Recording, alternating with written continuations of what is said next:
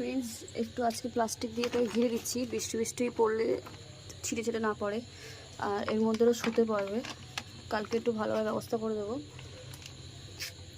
আরেকজনকে দেখুন কোথায় গেছে, আমার বাগানে লুকাচ্ছে, খেলার জায়গা পাইনি, এখানে লুকিয়ে লুকিয়ে লুকোচুরি খেলছে।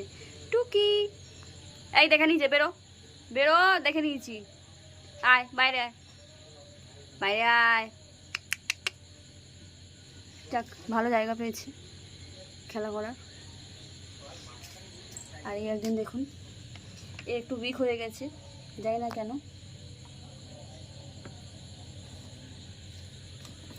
এই ঘুমিয়ে পড়,